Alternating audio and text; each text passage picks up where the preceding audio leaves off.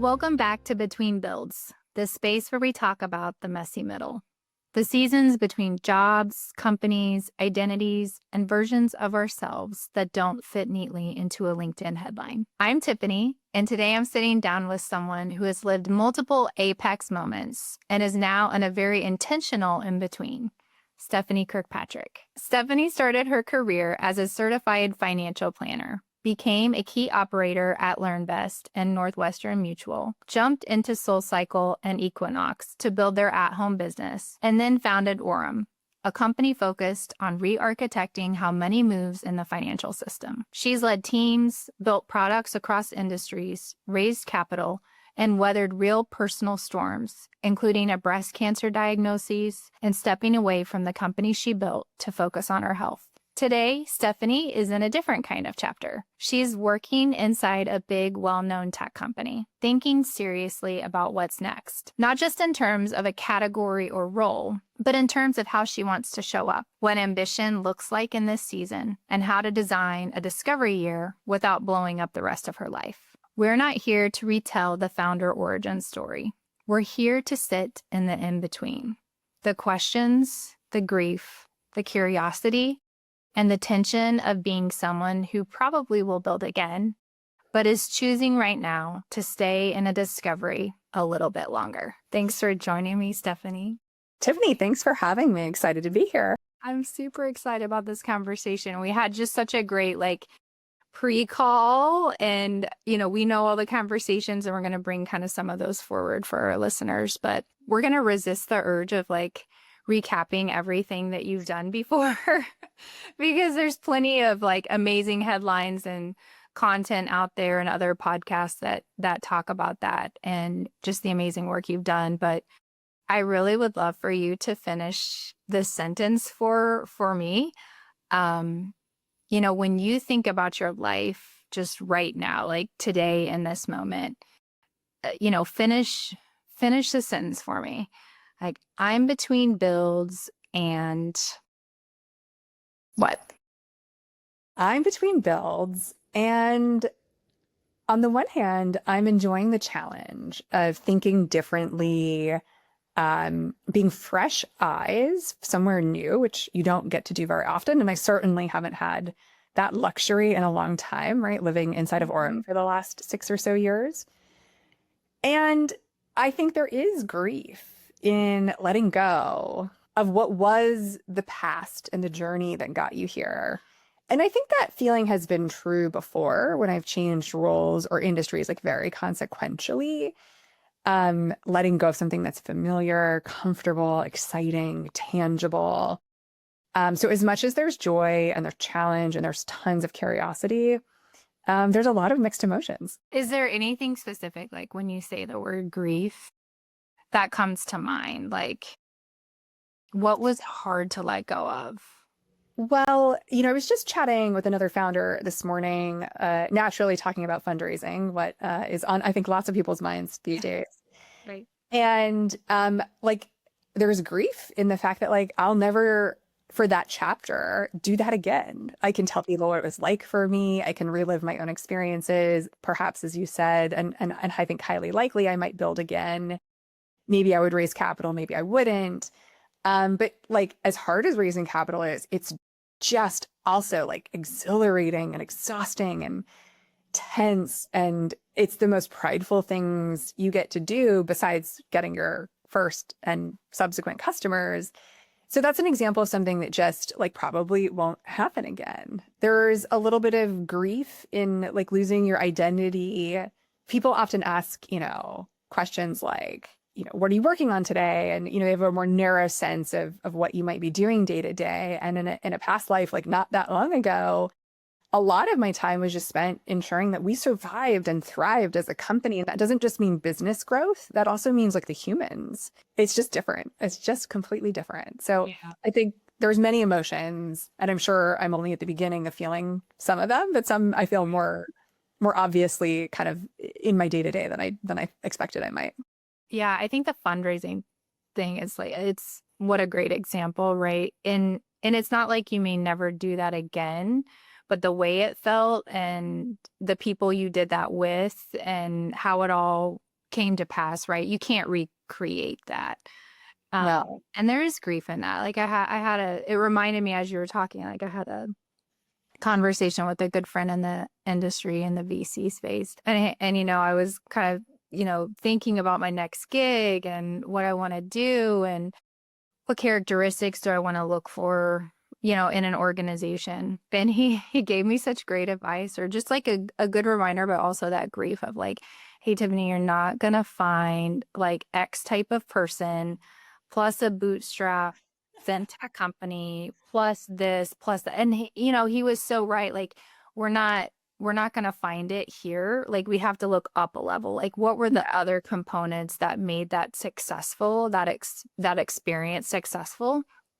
And there were other components, right? Because I'm still kind of grieving, like, right, letting go post exit.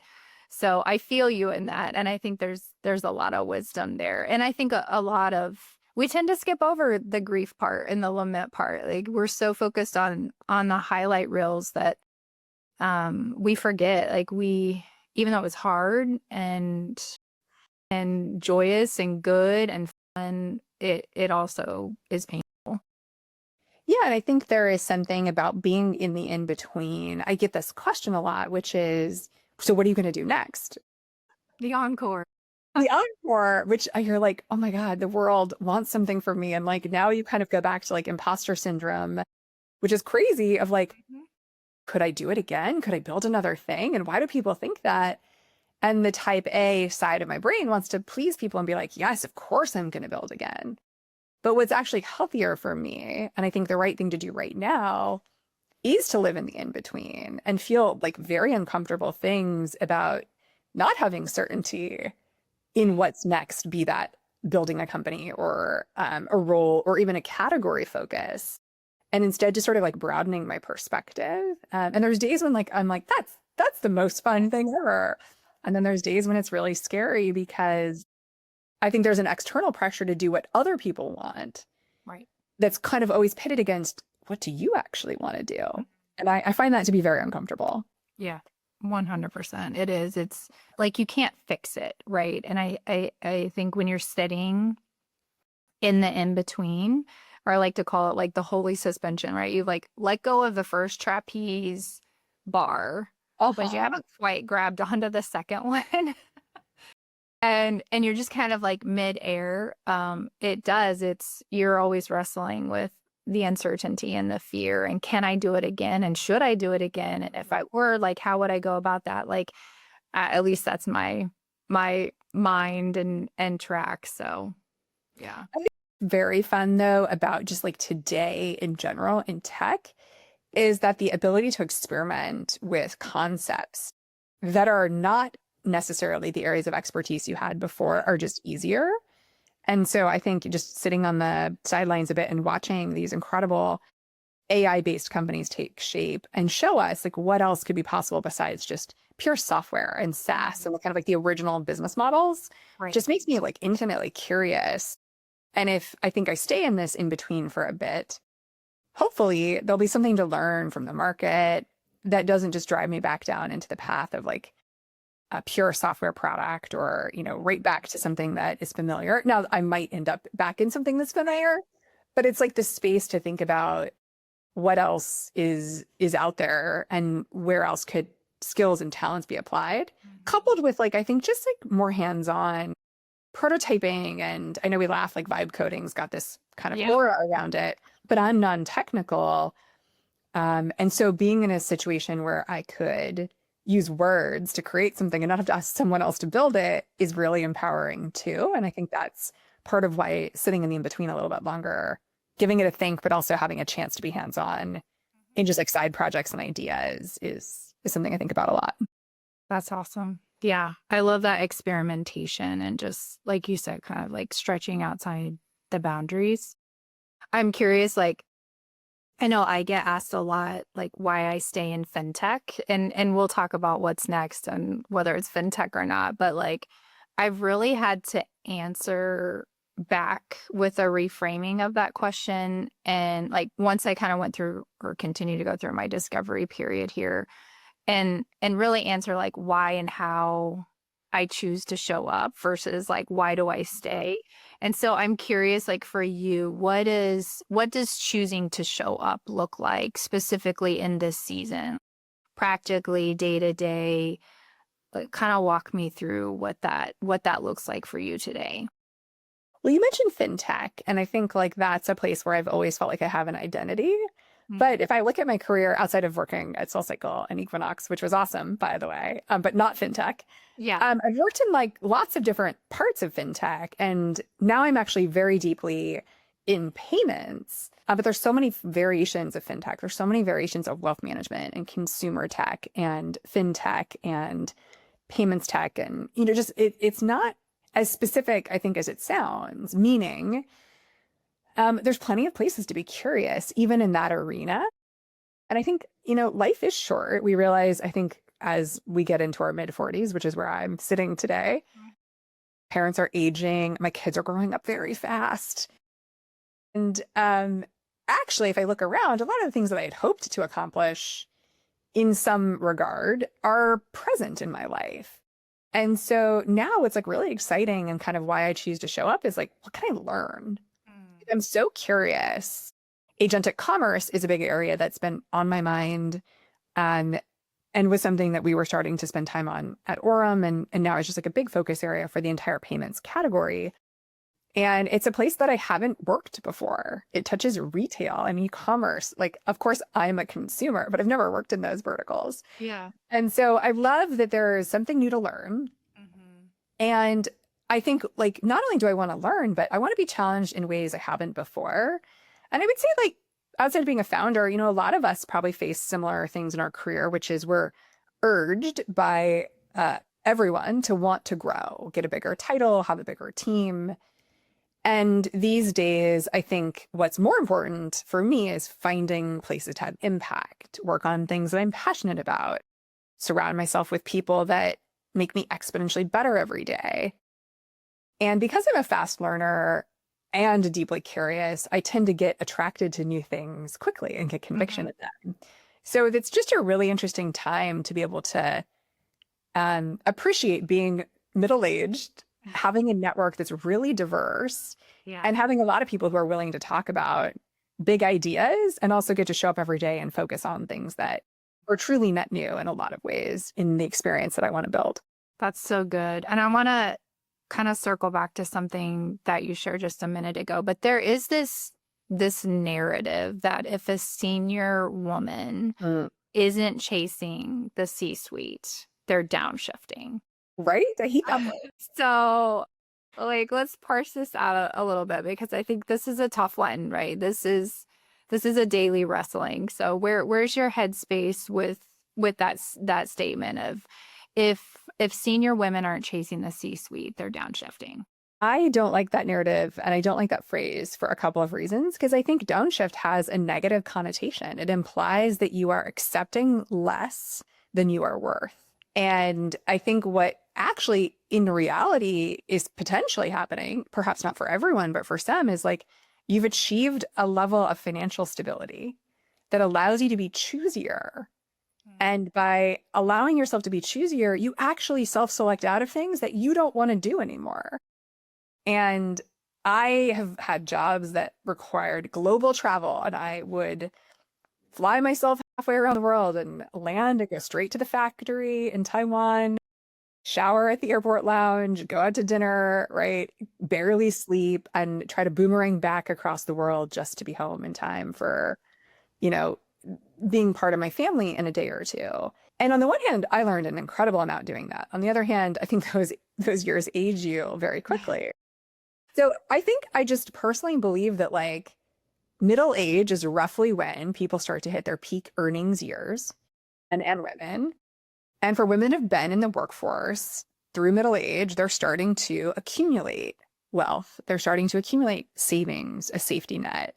Perhaps they've saved a bit for college. Like various things are happening. And I think it allows them, certainly for me, to have preference in the choices we make and the things we're willing to do versus not willing to do. I can recall my mom asking me once, well, you're so much more senior now. Why is it that you have to do more? My mom's generation, like seniority meant like Less. manage the team, go home at 5, you know, different model. And ever since like the BlackBerry entered my life, probably way too early in my career, I have literally been on, just like you and everyone else, 24/7, Sure. reachable in every part of my life for decades.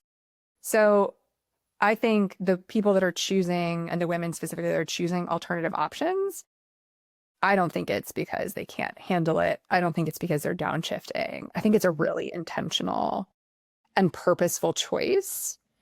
And what a gift that is. Right.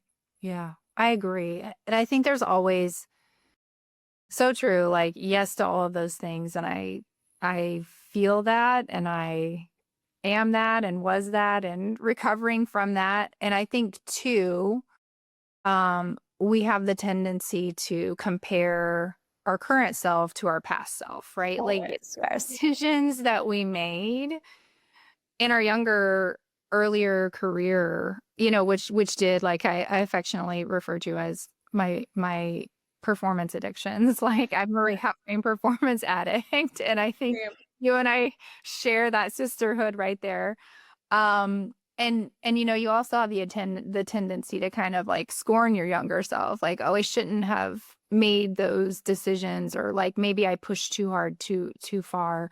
But we really can't compare like the decisions we made in our 20s about our career to the decisions we're making in our mid 40s about that. Anything else you want to kind of add to or tease out on that? Just in my life, you know, that performance addiction is very real. And it's led me to say many, many times, now's not a good time for X. I can't take a vacation. I can't take the day off to go do something. It's not a good time for insert whatever it is you're thinking about.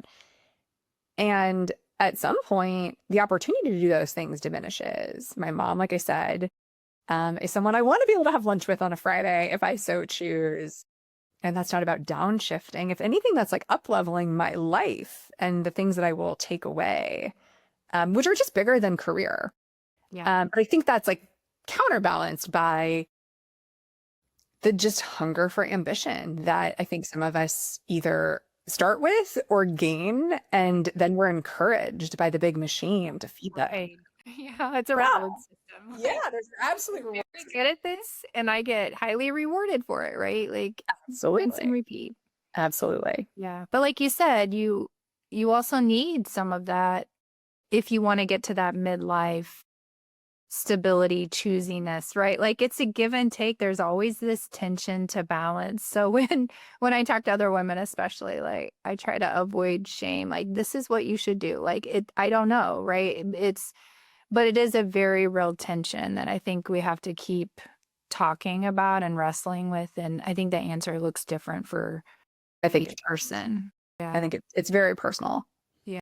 I loved how you talked about, you know, there was a season you fly halfway across the world and shower in the airport lounge and try to be home in a couple days for your family, for your children. And I know during our prep call, like you were very honest about needing childcare to kind of preserve the structure that lets Mhm. you think and experiment and be curious and learn in this season. But how do you reconcile or manage the tension between like I'm paying for childcare with I'm not in a traditional heads down build right now, you know, or I'm taking a break or I'm breathing, right? Like how do you manage those two thoughts? It's a very good question. And I do know a lot of people that have struggled with how to answer it, what to do. And so I don't believe I have all the answers. I have Yeah. what works for me. I Right. think that the reality is if anyone in a household is not working, but especially a woman, there is the expectation maybe that they close the gap on household duties and namely childcare. Now, my kids are school age, but I think as we all know, school only goes from, you know, roughly 9 to 2, or thereabouts, depending on your district and whatever age your kids are. And so my kids are not in full-time school the way I would need them to be to get a full-time day job done. And Structural changes are ones when you rip out childcare or you change something foundational. And for me right now, continuing to have like the structure that works for us to be a dual income working household is important no matter what direction I go in. Different role, build something again, consulting, like there's a bunch of different ways to slice that, but they all require that, roughly speaking, from, 8 a.m. to 6 p.m., which is different than the hours my kids go to school, I would need to be in some sort of setting that's allowing me to explore, work, etc. So we've made the intentional choice to leave that in place. And I'm happy with that choice. But what I'm trying to be more intentional about is not saying, I can't, today is not a good day for X.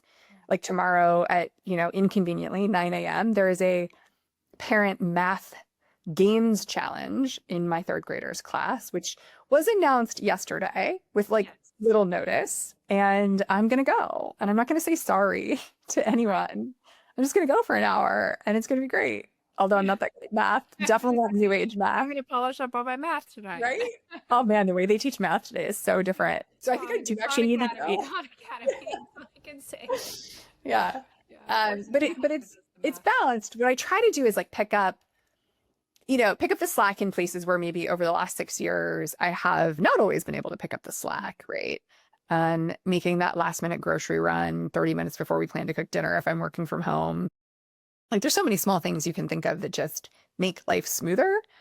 So when there's flexibility, I try to flex it. The other thing that's been great, to be honest, is I don't travel like I did building a startup to all the conferences from call it September 1st to, end of the year.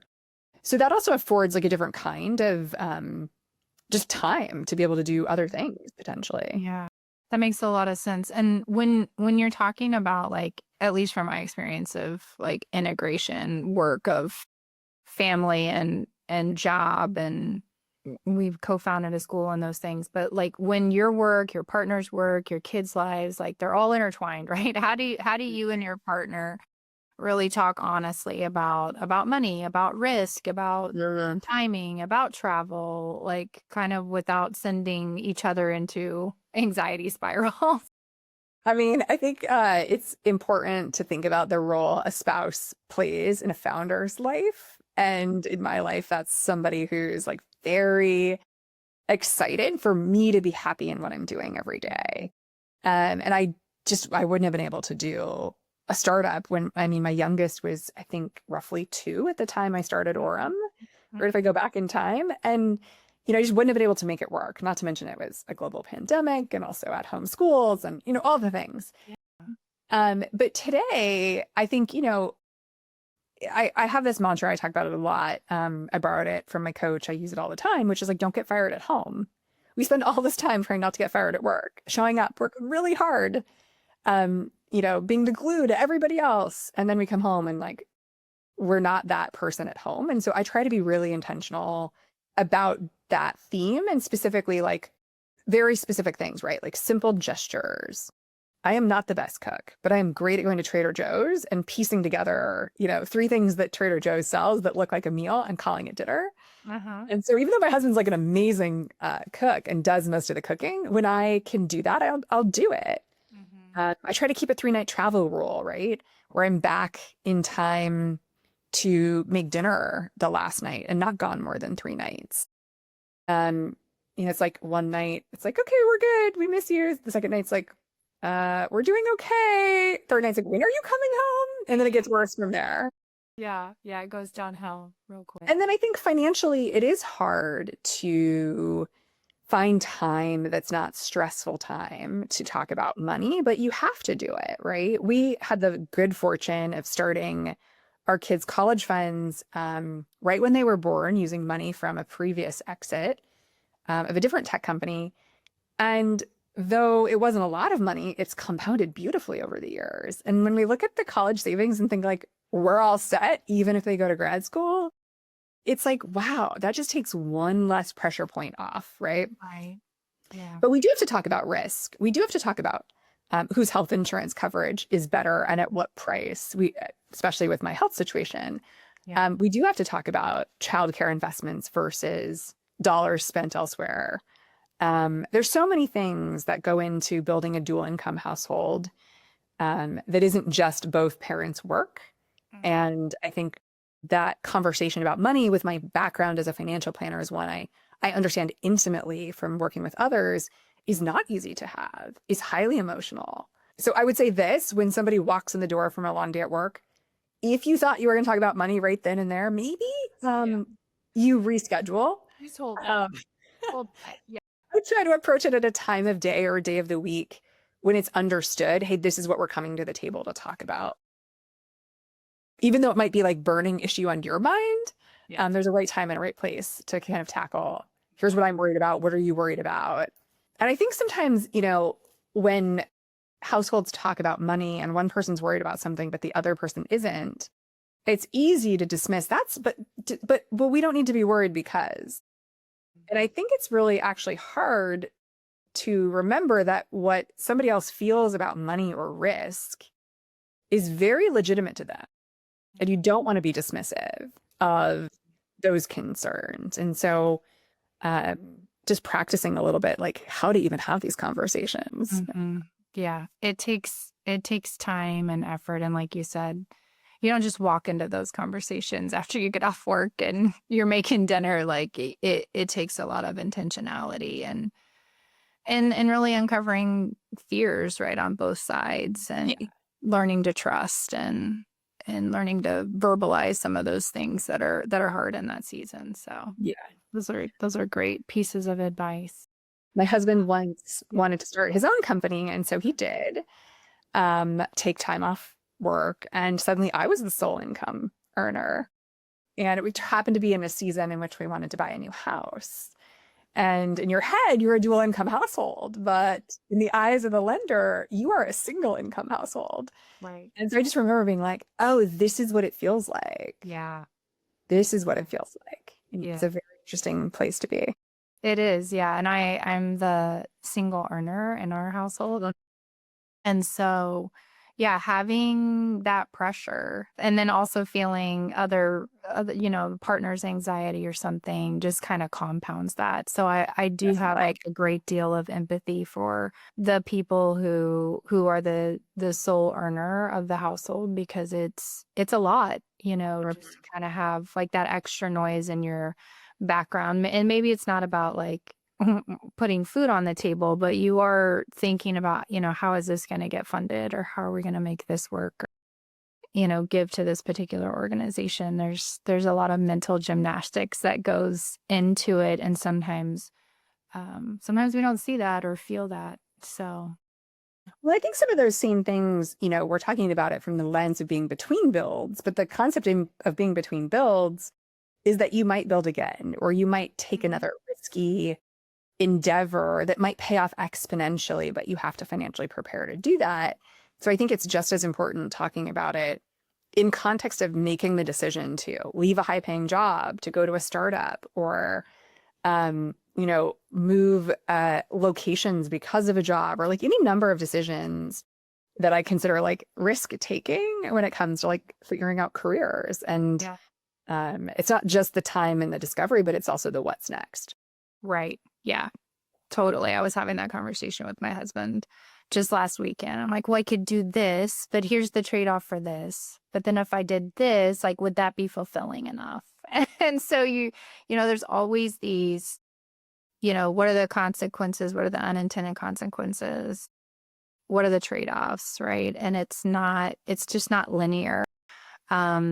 When you're thinking about starting something new or restarting something else somebody's doing, right.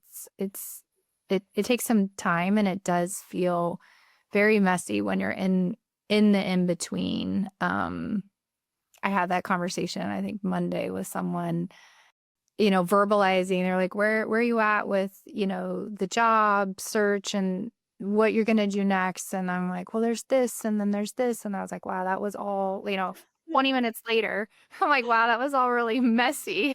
Messy. No, it's not. It's just a work in progress. And I was like, oh, that's a good way to reframe it. Like sometimes we think it's more disorganized than it is. It's just us like figuring it out, and we get to we get to give ourselves permission to figure it out and to not have it figured out yet, right? Like you said in the beginning, there's a lot of pressure externally around like, hey, when are you gonna land on something, right? What is next? Is, what's the encore? Oh, you had a fantastic exit. I can't wait to see what you do next, because you always do something amazing the next time. And I'm like, well, what if I don't do something amazing? Right. Right. What This if is a I very real fall on my pressure point. face? It's a very real pressure point, and I feel it all the time. And I wonder, what if the next thing I do disappoints? What if the next thing I do isn't enough? Or what if it's fun only for me, but it's not newsworthy like the other things? And it's a real spiral because I think people are so well-intentioned when they ask these They're questions. excited for you. They're like, you're so much fun to watch. Right. I can't. But if you translate it back to something we've both been through, which is having kids, I'm sure there was a time in your life, there was definitely a time in my life when everyone was like, well, you got married, so when are you going to have kids? And people are asking because they know that having kids is joyful and they want that for you. It's similar, I think, to this, right? Which is like True. people are excited, they believe in you, and Mhm. you start to worry, oh, what if I'm not good enough? What if I'm not enough? What if the next thing isn't good enough? And it's a tricky place, I think, mentally. It is. It is. That's a great comparison, a great analogy. So if you gave yourself permission to be a beginner again, so we're taking the pressure off, what kind of room or industry would you want to walk into and maybe not be, right, the fintech expert or have, the label that we carry today? What would that look like for you? Well, back up for a second. When I talked about it, I've always been in fintech except, and then I went to SoulCycle. Yeah. People often are like, wow, that's crazy. Oh, wait, but then they want to ask you all about it because it's like the pattern that doesn't match, right? And I think what was exciting about that was it was the first time in my career that I wasn't the subject matter expert. And I like actually was really outside my comfort zone in what I assumed were my skills. Mhm. What I learned is actually like I'm very good at building 0 to 1, or I was reminded of that. I was reminded that I'm very resourceful. I was reminded that like I'm curious and a fast learner. And so when I think about potentially doing something that's not payments or payments adjacent, I start to think about like, well, what are all the things that like every day I see that I wish were better? And there's no boundary to say like, oh, only think about the fintech problems, although those do show themselves to me when I use products and apps. I'm like, oh, I want this to be better. I always think about them. But I think some of what is inspiring for me is thinking about, the combination of AI and hardware. I'm super interested in health and well-being. Aging is on my mind. It was from the perspective of asset management and retirement, income generation and decumulation, which is hard, but actually super interested in what we might do to better detect disease and things that are not easily understood unless somebody can physically see you. So a mirror concept for aging that allows you to do 5 exercises in front of the mirror and it's recorded and AI is doing an analysis of your mobility, of your strength, of your body tone, various ways that like, who knows over what time horizon all of this will get smarter and easier to do. But certainly the cost of hardware-based products has come down a lot. And I just think like there's just things that I'm watching my mom go through at 75 as a widow. There are things I see in my community that I wish were better. Literacy is on my mind. You keep seeing these statistics that people, adults in particular, are not reading like they used to. Thank you, Netflix, for the like always on content. But like as a reader and someone who cares about that, the best I think we have is like Goodreads, which is pretty broken, actually. Like, what could there be? Even something fun that's not tech driven, like, I would love to build a mobile book library and, team up with our local Feeding Westchester food bank and do something really meaningful in my community. So the what's next doesn't necessarily look like a venture-backed fintech company. It might, Right. but I love that. That's good. We are anticipating.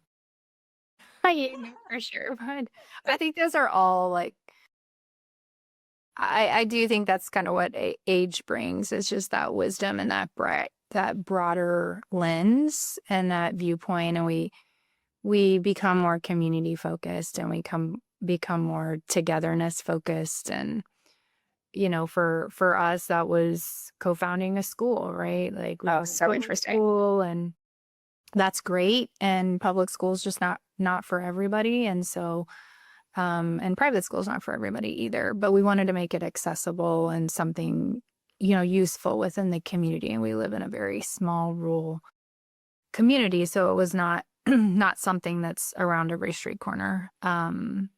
So yeah, like I hear you in that, and just you begin to see the opportunity, because I think we've touched and done so many different things. Mm-hmm. And when you touched and done so many different things, you see the opportunities that, like, oh, we can make this better. Or I'm all about bringing paper back, like paper books, like let's touch paper. So I'm all about your mobile library. I'll sign me up. But I think there's a goodness there, just to be able to see those opportunities. And yeah, it's beautiful. Well, thank you. There's so much inspiration. People say it, but I think you really have to like think about like, oh, just look at your everyday life. Yeah. And a lot of the things that you assume couldn't be made better, somebody makes better. And then you're like, well, I had that idea and I wish I would have worked on it. To this day, I wish I'd reinvented cupcakes like Sprinkles did, because I still think those are one of the best reinventions of all time. 100%. But I think, one of the ideas I've been toying with, which has not gone anywhere yet, but is of interest, is like, my own breast cancer journey and just the sheer number of people who are being diagnosed, Yeah. and wondering like, what could we do to get out from under the mammogram? That thing is brutal. Yeah. And it's also really hard to get one. And if you miss your appointment, good luck. I'll see you in 6 months.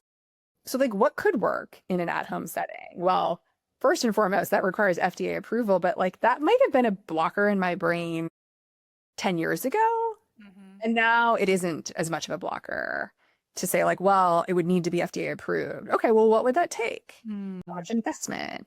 Where would we start? What if there was a way to do it before FDA approval? And I think working in hardware, kind of coming back to the Soul Cycle thing, Yeah. you learn things when you're sitting inside the largest pedal manufacturer in the world, and you see all the big pedals and where they come from. Right. You learn a lot about the supply chain when you go visit firsthand where things are made. And so funny enough, I think like working in something that's got hardware in it wouldn't be a crazy stretch, even though the last 6 years have been about payments. Yeah, 100%. And I think like that just shows your level of curiosity, right? Like, you have the experience, and then you're coupling, like, what I hear is like you're just coupling that with a lot of questions, right? It's like you don't have the answer. And I think that's such a pivotal moment in one's life, when you figure out like you don't have to have the answer. It's okay to just ask a question and not have the answer to it. But it's really just about, what is your strategy when you don't have the answer? Like, what do you go do to go figure that out? And if you focus more on that versus having the answer every time, it relieves a lot of pressure. It does. And it leads to more curiosity, right? There's so much to like learn. And, I used to always just religiously do like VC podcasts, VC newsletters, and like fintech stuff. Mm-hmm. And now I'm like, okay, I keep up, I stay current. Right. Or maybe I read less of like Matt Levine from Bloomberg, and I'm reading more of, Clairvaux, How I AI, and watching all her videos and like practical uses of AI and product. I just try to like remember that the way I also use my reading time, not my book reading, but my sort of like industry reading, as part of the discovery. Right. And, turning down maybe the volume on like all the venture capital stuff, and turning up the volume on like all these other categories, education, health, aging, that are really interesting and just seeing what I can learn. Yeah. Read broad, and the ideas all kind of interconnects eventually. It comes together. And I think that's the beauty of reading broadly. Yes. Don't get me wrong though, if it's a weekend, I'm definitely still reading like a murder mystery. Yeah. Like always fiction all the time. Yeah, I'm finishing up Lord of the Rings, so for film time. But yeah, Yes. it's good. I love the movies, but I'm reading the book. Um, so let's kind of leave the audience with this question, taking the pressure off what you're going to do next. But when you imagine the next build, like whatever that, or if that happens, what is one non-negotiable you're going to carry forward from this in-between season that you're in right now?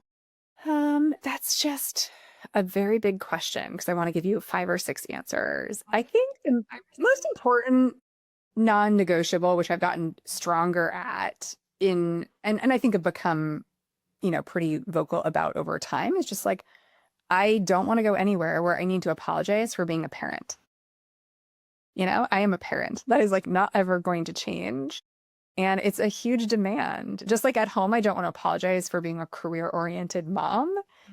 And so like I can go lots of places or so many jobs, but some would require compromise or apology for needing to get home at a certain time or not coming in before a certain time or not being able to do something. And I don't want that. So I think that's one of my probably biggest just foundational values is that I won't apologize for being a parent. And I don't feel like I'm compromising. And I certainly don't feel like I have lowered the bar on what I'm capable of. If anything, it's increased. And I don't want to be anywhere that doesn't respect and value that. I love that. Thank you so much for coming today. And My pleasure. It's a great conversation. no, I love it. We could talk for hours. We came up with so many questions and topics to discuss. We'll maybe have to do a part 2 with you because I think there's a lot to be said here, right? There's a lot of things that sit in the in between that we don't typically sit in or so very long. So I appreciate you doing that with me today. Same. Glad to be here. Yes.